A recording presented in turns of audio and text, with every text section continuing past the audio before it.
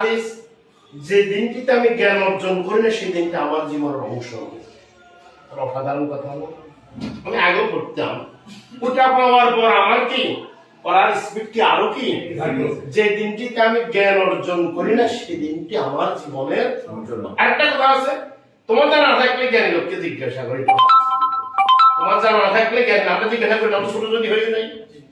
তো এরপরে আমি চিন্তা করলে হিন্দু ধর্মের এরকম কোনো কথা আছে কিনা দেখুন, বিবেকানন্দের বাণী রচনার মধ্যে আছে, জৈত্যচ্যুত কথার আলাপ রস কিছু সবর্জিতম তদ্দিনং দুর্দিনং দুঃসৎ মেঘাচ্ছন্ন দুর্দিনং। ঝড় বৃষ্টিপূর্ণ দিনকে যথার্থ দুর্দিন বলা যায় না, যথার্থ দুর্দিন ওই দিন যে দিনটিতে আমি কোনো জ্ঞান সাধনা করি আমরা কি করি আমরা এই বইটার প্রসঙ্গ কথার মধ্যে এই কথাগুলো আছে। আমি খুব অভিভূত, কথা বুঝছেন তো। ঝড় বৃষ্টিপূর্ণ দিনকে যথার্থ দুর্দিন বলা যায় না। এখানে তুলসী দাস মহাত্মা তুল হিন্দিতে উপলা বরসি তরজতে গরজে হিন্দি দারতে পুলিশ কঠোর চিতবকে চাওয়াতে চলদ জলদতে জি করহি আলোকি ওর ঠাড়া করে না, বাস করে না, করে না, শিলাবৃষ্টি হয় না, চাতক পাখি কি ধারা জল ছাড়া কি ওই নদী খালের জল পান করে, কত নদী সরোবর কি বা ফল চাতকি ঢালা জল বিনে কবু ঘুচে কি তৃষা।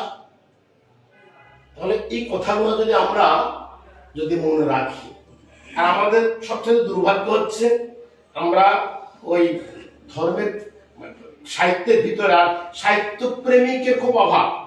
আর কমরেড মোল্লা প্রসাদ সম্পর্কে লিখছেন একটা বইতে, এই দ্বীপের হাওয়াটা উর্বর, এই জন্য এই দ্বীপে জন্মগ্রহণ করাতে ওনার মস্তিষ্ক উর্বর।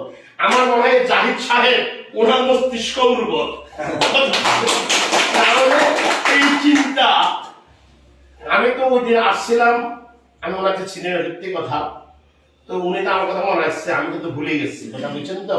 সে 27-28 বছর আগের কথা, 1997 সালের কথা।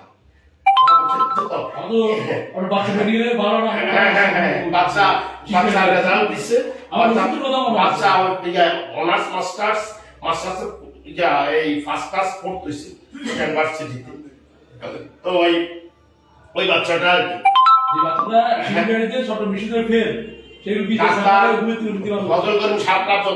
এখানে দেখানো ছিল।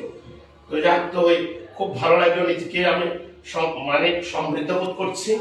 তো আর এই গ্রাম, এই গ্রামের পরিবেশে, সন্দ্বীপের পরিবেশে এই জাতীয় একটা মানে আড্ডা, সাহিত্যের আড্ডা, কল্পনাও করা যায় না, কথা বুঝছেন তো। এবার তো আমি আশা রাখবো আপনারা এটা চালিয়ে যাবেন। আর উনি যেহেতু মহানুভব ব্যক্তিত্ব, তো উনি চালিয়ে যাবেন, ওনার কথাবার্তা, চাল চলন আর বইগুলো তো কালেকশন গুলা খুবই মানে রুচি সমৃদ্ধ। আর এই স্যার কথা বলি একবার, উনি আমাকে নাম ধরে চিনতে আসার সাথে সাথে, ও 1984 সাল, আমি ডিগ্রি পরীক্ষা দিলাম 82 সালে, 82 সালে পরীক্ষা দিয়েছি, আড়াত করে কার্গিলের বেস। তারপরে আমার বয়স তখন 22 বছর। এই আমি একদম সর্বকনিষ্ঠ ছিলাম boy scout training Kargil high school, সেখানে উনি ছিল, ওনার আপনার স্কুলের আরেকজন ছিল সুবোধ বাবু, তখন এই স্কুলে আছেন। তারপরে ওই স্কুলের কমল কৃষ্ণ রায় চৌধুরী ছিল, আরেকজন কেসানি ছিল। তো তখন ওনারা আমার 68 বছর, 68 সন মেট্রিক না, বরাবর 10-11 বছরের সিনিয়র।